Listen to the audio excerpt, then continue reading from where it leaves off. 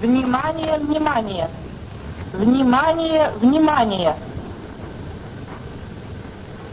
Внимание, внимание! 1986 is the year that would change everything in the nuclear industry. A disaster would burn the concept of atomic fallout into the zeitgeist of the 1980s, and the legacy would act as a constant reminder of the risks of improper management of a nuclear reactor. The disaster became a testament on how poor design and mismanagement, when placed in a Venn diagram, can equal irradiating most of Eastern Europe. Of course, today we are looking at the Chernobyl disaster of 1986, and this one has earned the magical 10 on my patented plain difficult disaster scale.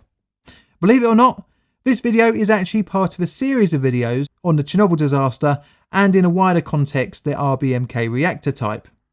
And in light of that, it might be worth checking out my video on the Leningrad and other Chernobyl meltdown. Don't worry, I'll still be here when you get back. Ah, you're back. Welcome. Yep, I know it was a bit of an overdone trope, so let's get back to the main reason why you're here. Our story starts back in 1970 and in Ukraine, about 100 kilometres, 62 miles, from Kiev, when ground was broken for a new city that would become known as Pripyat, an atomgrad that was designed to house the workers for a new nuclear plant. It should be said that the original plans were to build the city and the plant just 25 kilometres or 16 miles from Kiev, but it was thought to be too close to a major city, which turned out to be a good decision. The concept of an atomgrad is similar to, say, Tomsk, which were closed cities, although Pripyat was open later on in its short lifetime as a city. These municipalities were designed to be self-contained communities that had a sole purpose, and that was keeping the power plant working and, by extension, the workers that were employed there happy. The community at Pripyat was developed to be the perfect home for a young family, with its amusement park and modern, at the time, architecture. In the same year, the ground where the new plant would exist was prepared for construction. The Chernobyl Nuclear Power Plant began construction proper in 1972 after the central government decided on what type of reactors the site would house. Originally, the idea for a pressurised water reactor was thought to suit the new plant, but it was overruled by Anatoly Alexandrov, the chief scientist who was at the time supervisor of the project of RBMK reactor plants. The reactor type was preferred due to the design being cheaper to produce, and as we found out with Leningrad, that cost was a pretty high priority, some might say even over safety. The nuclear power plant had the first of its 4 reactors ready to operate in 1977, followed by number 2 in 1978. As a quick side note, Units 1 and 2 were the first generation RBMK 1000 reactors, and because of this they had slightly different core loadings and containment structures. But the remaining 2 reactors at Chernobyl were of a slightly more modern second generation, and they were named Units 3 and 4, which went online in 1981 and 1983 respectively. There were plans for another 2 units, but these were abandoned after 1988 when risks of contamination left the project untenable. The nameplate capacity of Chernobyl Nuclear Power Plant was Unit 1 at 800 megawatts of electricity, Unit 2 at 1000 megawatts of electricity, Unit 3 also had 1000 watts of electricity, and the same with Unit 4. In this video, I'll be focusing on the second generation RBMK, its design, and more specifically Unit 4. But I did look into the first generation in the Leningrad video. The RBMK was a bit of a unique design in the reactor world, but it was a product of evolution rather than revolution, in that it used graphite to moderate the chain reaction with light water as a coolant. This combination allowed it to use lower enrichment uranium-235 for fuel, which is not surprisingly significantly cheaper than other reactor designs. The RBMK had a very large core region consisting of a height of 7 metres and a diameter of 11.8 metres, which was mounted in a steel cylinder that was placed on top of a biological shield. The steel cylinder was 16mm thick and had a diameter of 14.52 metres by a height of 9.75 metres, dug into the floor of the reactor building, inside a reinforced concrete lined pit. Between the steel wall and the concrete lining, a water tank was placed, followed by a sand packing. Below the bottom biological shield, there were several basements used for pipework for the reactor core cooling loops. The core consisted of graphite blocks sized 25 by 25 centimeters, stacked up with holes drilled through the center for fuel and control channels. The size of the core could cause issues in reactivity control during operation, but we will talk about that a bit later on. On top of the core, another biological shield was placed with a steel cover on top of it, which formed the floor of the reactor hall. The cover plate was capable of withstanding a pressure build-up resulting from steam released by two simultaneous channel ruptures. All of this allowed the design to be refueled whilst in operation, which again helped with costs by reducing downtime. As a side effect of this, the confinement structure of RBMK reactors is less than ideal, as the tall refueling machine had to be housed inside the reactor hall. Because of the large floor space and subsequent roof requirements, meant that the vast quantities of heavy concrete wouldn't have been architecturally, or more importantly, financially viable. The RBMK didn't have a prototype and was instead put straight into production, with the first reactor being installed in Leningrad in 1970. The original designs omitted confinement, instead claiming that the fuel being in its own channel with flowing cooling water was an acceptable alternative. The main takeaway from this is confinement was poor, resulting in disastrous results in the case of efficient product release. The coolant was pumped through the core, from the bottom common header through high pressure tube that jacketed the fuel elements, where the water would boil. Coolant water also circulated in the control rod channels. The primary cooling of the reactor was via two separate cooling circuits, one of each for half of the core, meaning everything was doubled up, leading to four main circulating pumps, which were 3 operating and 1 standby per loop. As the coolant boils, it exits the top of the core and is passed through a water steam separator, which takes the steam to a high then low pressure turbines which generate the electricity. The steam is then passed through a condenser that turns it back into water to be pumped back into the core, completing the primary cooling circuit. The condenser is cooled by using a separate secondary water cooling circuit, meaning the primary cooling circuit is self-contained. As mentioned before, the reactor employed graphite blocks for its moderator. Now, a moderator is used to reduce the speed of fast neutrons released from fission, so they can better facilitate a chain reaction, getting more use out of the fuel. Ideally, moderators work without capturing any neutrons, leaving them as thermal neutrons. But where the design has its potential flaw is having a separate coolant that can also absorb neutrons, which can make the reactor unstable in certain situations. This brings up the big elephant in the room, and that is void coefficient. You see, it wasn't just the graphite that had moderation characteristics, but the coolant water as well, because H2O naturally slows down and absorbs neutrons. This brings a problem for the reactor, as with the increase in temperature from fission, the coolant boils off into steam, known as voids, i.e. a bubble that does not absorb neutrons. With the steam not absorbing neutrons, this leads to an increase in the power of the reactor. The RBMK did not rely solely on its coolant for moderation, because that's what the graphite was for, but the water did absorb neutrons, meaning that as it boiled off, the operators had to compensate for this with the control system. If not properly managed, an incident of a runaway can happen as the coolant heats up, increasing reactivity, heating up the coolant more, creating more steam, leading to greater reactivity, and this is called a feedback loop. During this reactor state, more and more neutrons are produced and their density grows exponentially fast, creating a positive void coefficient. The risks of a feedback loop were greater at certain power levels, but this will be covered later on. The design relied heavily on the void coefficient for its reactivity. This is unlike a PWR setup in which the coolant is also the sole moderator, meaning the chain reaction can't be sustained if all the coolant has boiled off, creating a more stable design, but it is also much more expensive. Now this leads us quite neatly onto reactor control. As I said before, the core region was rather big, and this meant that the RBMK was kind of like multiple smaller reactors in that hotspots could occur which needed to be individually managed. And this leads on to the strange design choice for both top-loaded and bottom-loaded control rods.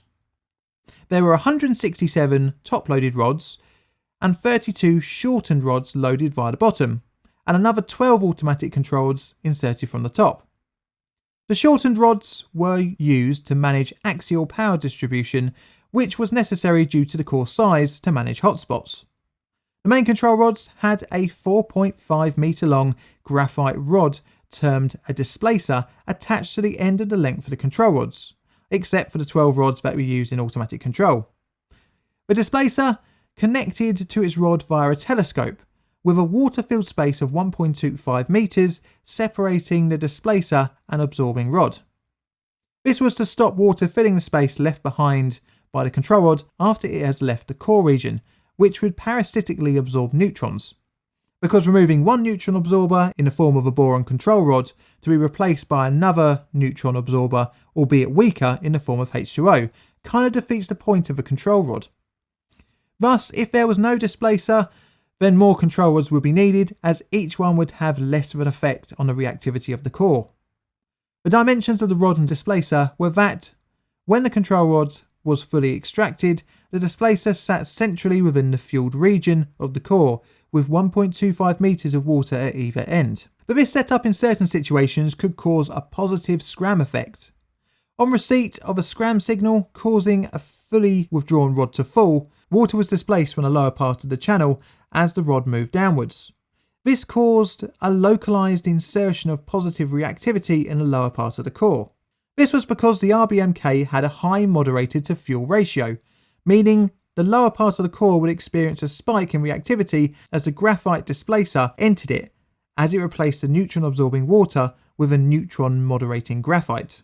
But this situation was only dangerous at certain power levels of the reactor, which was meant to be mitigated by the knowledge and training of the operators, and also importantly by their management. Part of this mitigation was by having an operating reactivity margin. The ORM is the number of equivalent control rods of nominal worth remaining in the core. The total time required for a scram or insertion of the emergency control rods into the core when starting from the upper limit stop switches was around 18 seconds, which was relatively slow, but this was due to the size of the control rod channels and the fact that the coolant had to be pushed out of the way. The scram could be initiated by the control system or manually via the AZ5 button. The control system employed on the RBMK-1000 utilised ionising chambers and various sensors both inside the core and outside, which were effective from power levels above 10% of total power. The external detectors were all mounted mid-level of the core, meaning no low actual power monitoring could be undertaken. This meant that low power operation below 10% had to be done by the operators relying on experience and feel when monitoring the equipment. But manual low power control was only really intended for a cold startup, so to speak, when the reactor was free of the neutron absorbing poison xenon-135. Right, I need to mention about neutron poison, as it will play a vital part later on, and was also a contributory factor in another RBMK incident, the meltdown in Leningrad in 1975. During fission, some products are given off, one of which is xenon-135, which has a high neutron absorption rate, which is okay when the reactor is in a steady state, as it burns off this undesired byproduct, as poison burning is proportional to reactor power. But when the power of the reactor is decreased, the xenon-135 is not burned off, and can shut down the chain reaction by absorbing too many neutrons. This is known as an iodine pit. All is not lost, as xenon-135 has a relatively short half-life of around 9.2 hours, so a reactor core is considered poison-free after several half-lives have passed. But this is not good from an economic standpoint, as the unit would be shut down for a few days, which is where good management is meant to come into effect, where safety is prioritised over money, but in a former USSR, taking a reactor out of action for a few days could have a detrimental effect on one's career longevity. Our story starts with an issue inherent to all reactors of any type, a thing called decay heat. You see, reactors produce heat from fission, which is used to create steam to drive the turbines for electrical power. Some of this power is taken to drive the electronically operated coolant pumps, which keep the coolant flowing through the core. The reactor needs around 28,000 litres per hour during full power operation. Some heat is produced not directly from fission, but instead from the products produced from the chain reaction, and this is known as decay heat. And when the reaction stops, this continues, at least for a while after shutdown. During power operation, this is fine as electricity is being produced, but after shutdown, the pumps need to keep circulating to remove the decay heat. Usually the electricity needed for the pumps can be drawn from the national grid. But what about if there is a full power outage? Then backup is needed. This presents a problem. If for any reason, being scheduled or not, a reactor is shut down and there is a power cut, how will the pumps keep working? Well, the solution is pretty simple, and that is a diesel backup generator. Each of Chernobyl's reactors had 3 backup diesel generators, which took in excess of 70 seconds to reach full power. Too much time in the event of a full power cut. In theory, some of this time could be covered by the spool down of the turbo generators, which was theorised to cover around 45 seconds. Not the full time needed, but possibly enough to prevent fuel melting. To prove that this could work, it had to be tested out, and in 1982, 1984 and 1985 this was attempted, but all tests failed to produce the electricity needed to run the pumps. The test was to be conducted again in April 1986. Strangely, the test procedure that was written hadn't taken into account the eccentricities of the RBMK reactor, especially at low power outputs. The test was to be conducted during a routine shutdown. For the test to go ahead, some vital systems had to be switched off, most notably the active-passive emergency cooling system used in a loss of cooling accident. This required the chief engineer to sign it off. In preparation for the test, the following had to be set up. The reactor power was to be reduced to between 700 and 1000 megawatts of thermal energy, and the steam turbine generator was to be at normal operating speed. After all this was sorted, the preparations for the electrical test could go ahead. The steam supply to the turbine generator would be closed off. The turbine generator performance would then be monitored to see if it could bridge the power for coolant pumps until the emergency diesel generators took over. When the emergency generators supply electrical power, the turbine generator will be allowed to continue freewheeling down. The normal planned shutdown procedure of the reactor was then to be completed. The date of the test was to be the 25th of April 1986, 15 minutes past 2 p.m, completed by the day shift. As such, the operators were briefed on the procedure and a team of electrical engineers was present. At around 1 a.m. on the 25th of April, the reactor was gradually powered down to around 50% in time for the day shift. At 1:05 p.m, the turbo generator TG7 was switched off. The 4 main circulating pumps, 2 electrical feed water pumps and other electrical equipment that was connected with this turbo generator were switched over to bus bars for the turbo generator TG8. The ECCS was disabled with the correct authorization from the chief engineer, but just after 2 p.m, the Kiev electrical controller asked for the test to be postponed to cover the evening electrical peak demand. The request was due to another power station in the region unexpectedly going offline. Chernobyl's director agreed and the test was pushed back, but the ECCS was not reinstated. The status of the ECCS showed the lack of safety culture at the plant. Although the system wouldn't really be a factor in a disaster, it highlights the management culture at the time. The day shift soon gave way to the evening shift, which in turn was soon to be replaced by the night shift. To oversee the test, Anatoly Dyatlov, Deputy Chief Engineer, took the helm in the control room. Due to his seniority, he outranked all operational staff on shift at the time. Alexander Akimov was the chief of the night shift, and Leonid Toptunov was the operator responsible for the reactor's operational regimen and the movement of the control rods. At around 2300 hours, the Kiev electrical controller allowed the continuation of the reactor shutdown, and by 10 past 2300 hours, the reactor power was brought down to 700 megawatts of thermal energy. The night shift operators had to prepare for the test in a short period of time. In theory, after the test was completed, the team would have a straightforward night, just monitoring the decay heat until the next crew changeover. As the power dropped off, the high amounts of iodine-135 decayed into the poison xenon-135, as it was not being burned off quick enough.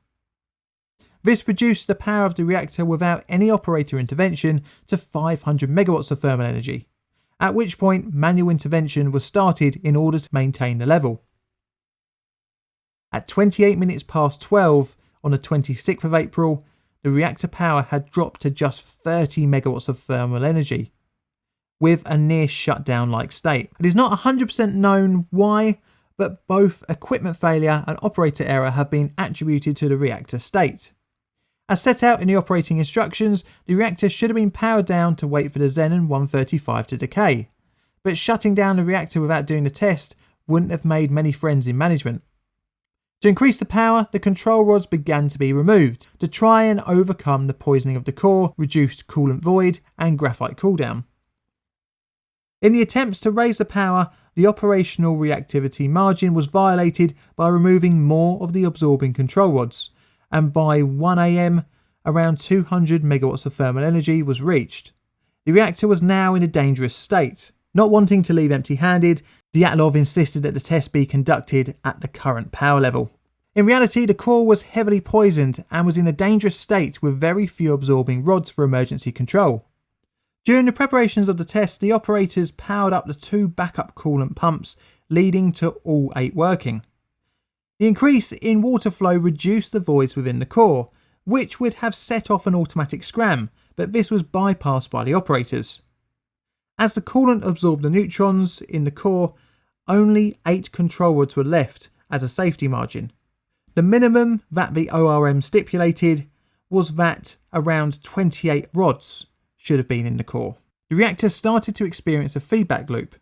With not many rods in the core to manage the power, the situation was that the water in the reactor found itself being the main neutron absorber, and disaster was just waiting to happen. At 1:23 in the morning, the actual test had now begun. The command given to stop the valves for turbine number 8 closed and the rundown operation started. As the turbine spooled down, the power to the feed water pump slowed, increasing the temperature of the coolant, creating more voids. With less water absorbing neutrons, the power of the reactor began to rise. A feedback loop was beginning to start in the lower part of the reactor core. The operators pressed the AZ5 button in response to the worrying increase in power, and the control rods started their travel into the reactor core. As the control rod attached graphite displacers moved down to the lower part of the core in their control channels, the neutron absorbing water was pushed out of the way, creating a momentary spike in power, replacing it with neutron moderating graphite. During the spike, some of the fuel rods ruptured, blocking the control rod columns, stopping the control rods at 1/3 insertion. This left the graphite water displacers stuck in the lower part of the core, increasing the runaway power excursion.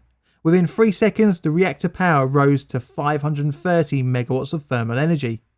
In the control room, a few shocks were felt, and the control rod indicators showed that the insertion had stopped. As the channel pipes began to rupture, mass steam generation occurred as a result of depressurization of the reactor cooling circuit.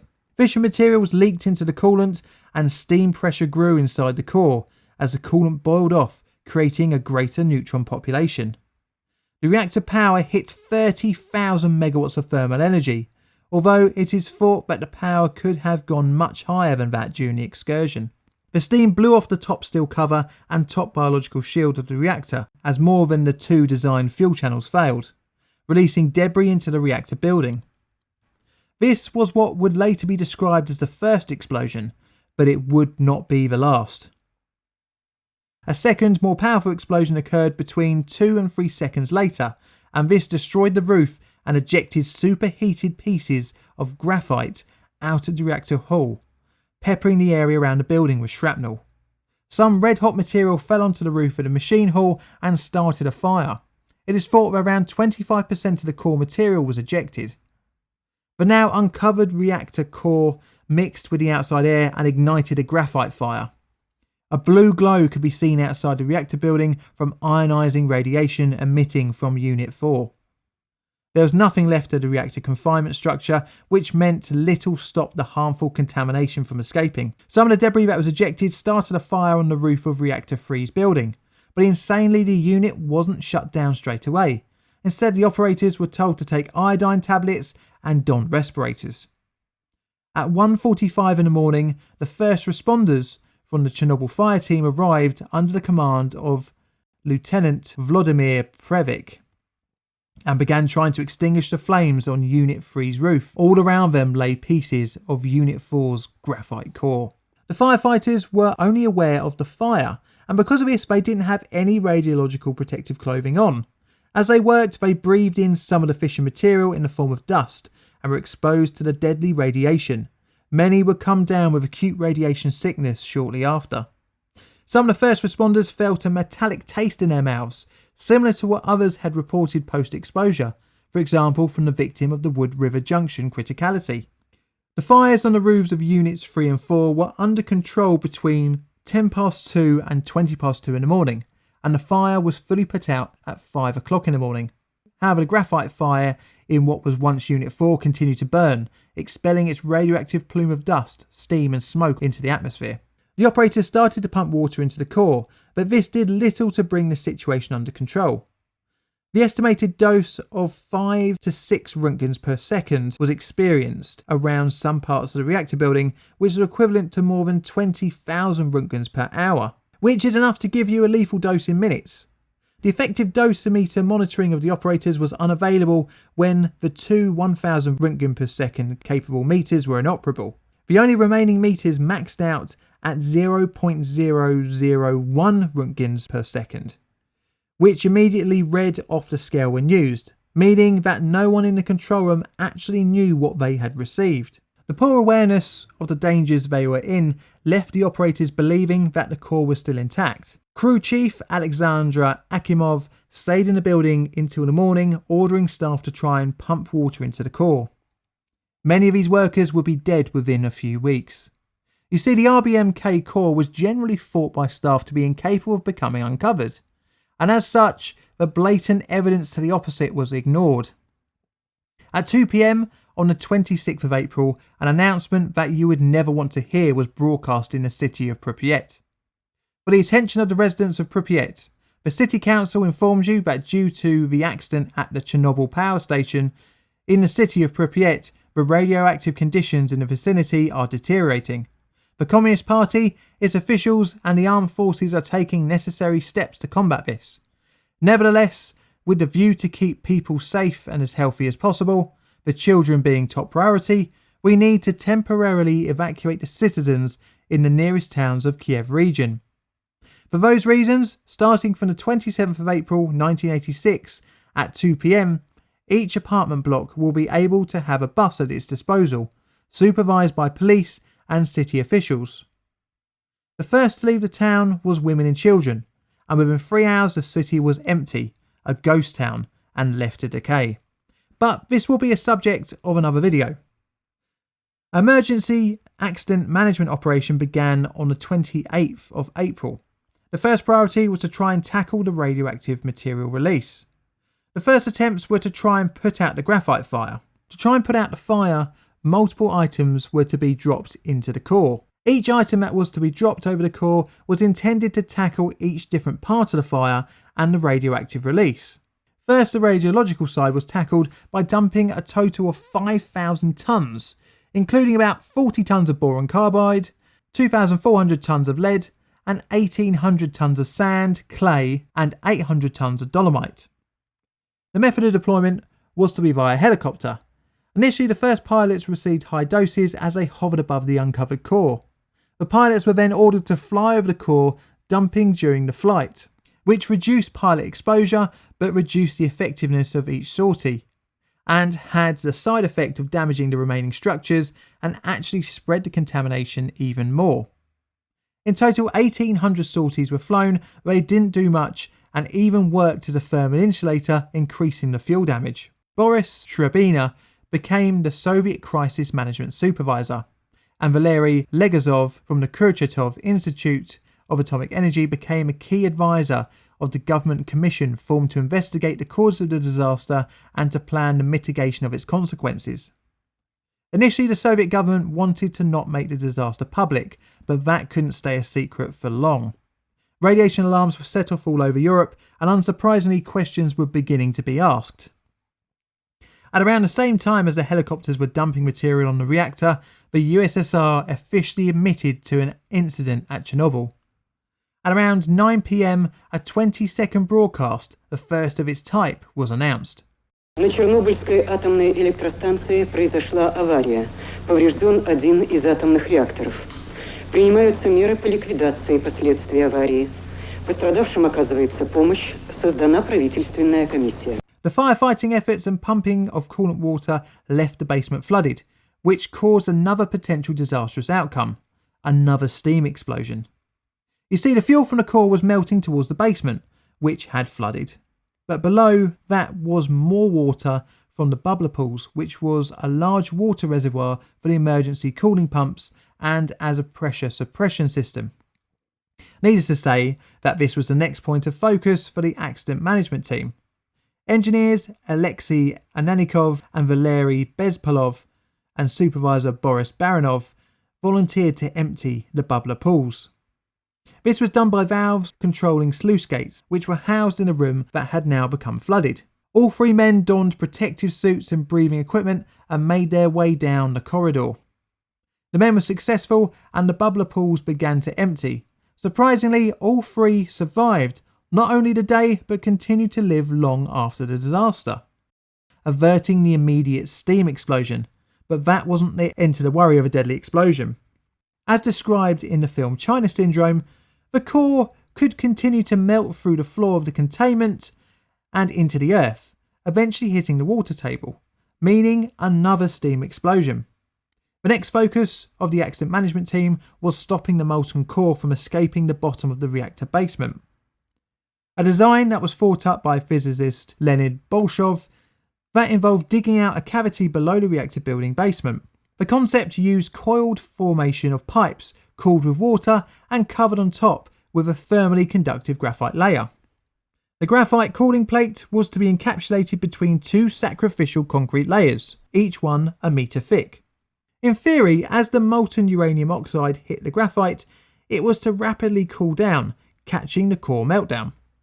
Thankfully, the theory didn't have to be put into practice, as the core had finally come to rest in one of the lower basements of the reactor building, part of which formed the famous Elephant's Foot, which was discovered in December 1986, which had a reactivity of 8,000 Röntgens, or 80 grays per hour. For reference, a whole body dose of around 5 grays can be lethal.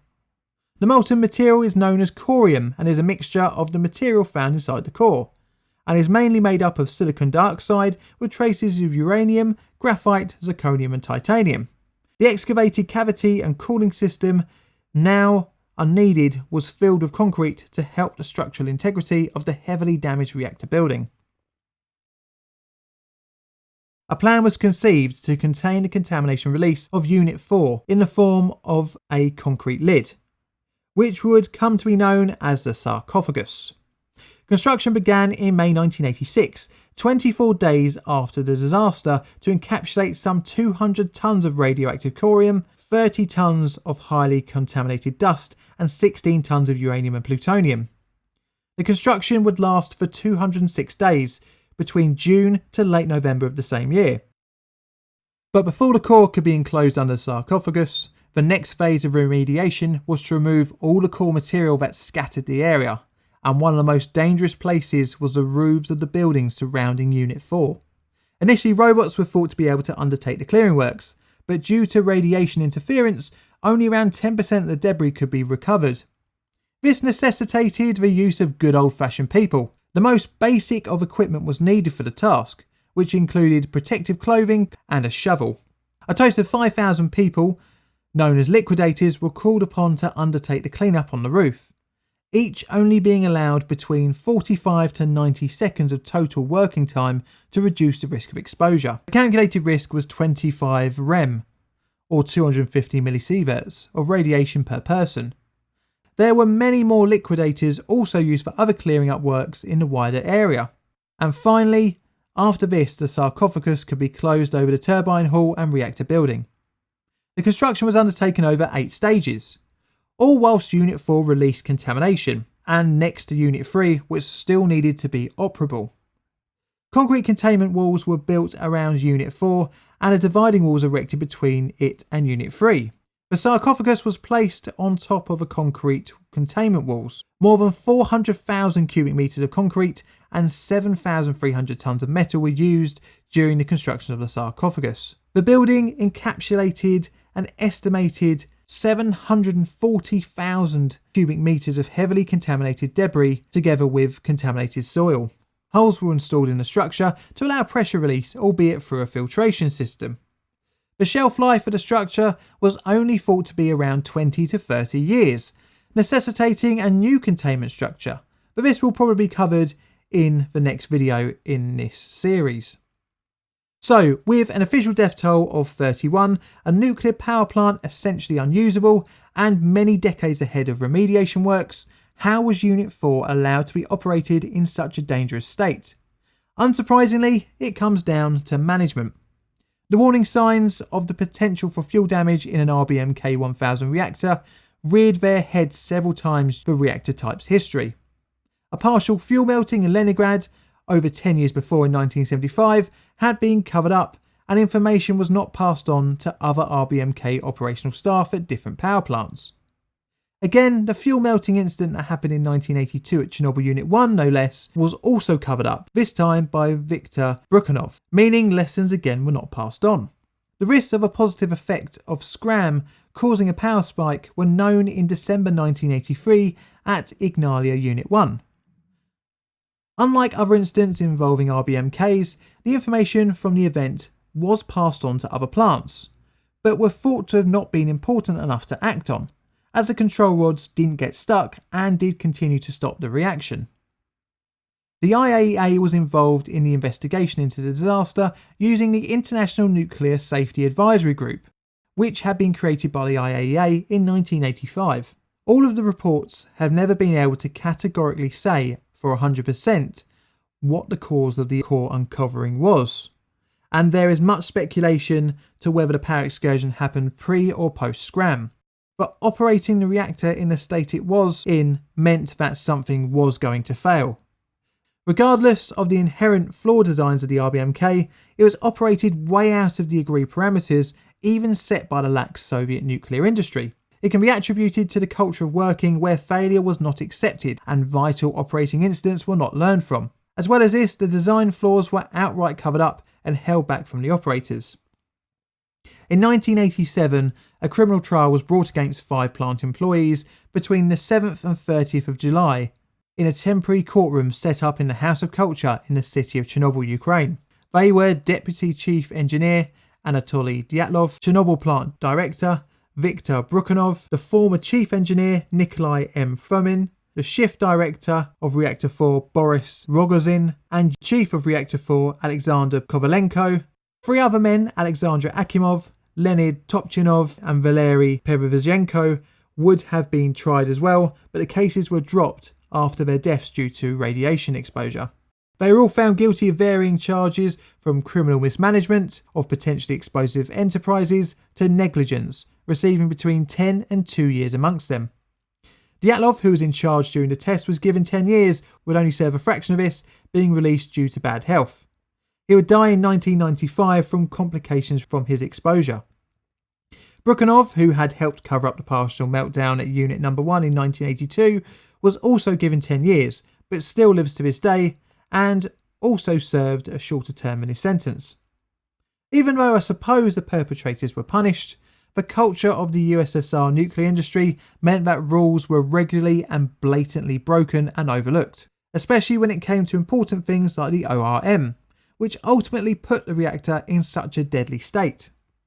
This was all highlighted in the 1992 INSAG 7 report, which also said in its summary, the plant fell well short of the safety standards in effect when it was designed, and even incorporated unsafe features, compounded by inadequate and effective exchange of information between both operators and between operators and designers. There was an inadequate understanding by operators of the safety aspects of their plant, also affected by insufficient respect on the part of the operators for the formal requirements of operational and test procedures. The industry in the USSR had an insufficiently effective regulatory regime in place to counter pressures for production. The pressures from central government and lack of awareness of the design risks of the reactor meant that management acted dangerously in the false pretense that the RBMK was indestructible. Pretty much the entire management structure was throwing around a grenade that they didn't know had the pin pulled out of. meaning disaster was only a matter of time. Now I'll be following up this video with another video at some point about the wider impact of the disaster on local and wider population, as well as digging deeper into the liquidators and their heroic work. Thanks for watching, I hope you enjoyed the video. This video is a Plain Difficult production. All videos on the channel are Creative Commons Attribution Share Alike licensed. Plain Difficult videos are produced by me, John, in a sunny southeastern corner of London, UK. Help the channel grow by liking, commenting and subscribing. Check out my Twitter for all sorts of photos, nods and sods, as well as hints on future videos. I've got Patreon and YouTube membership as well, so if you fancy checking them out, feel free to. And all that's left to say is thank you for watching.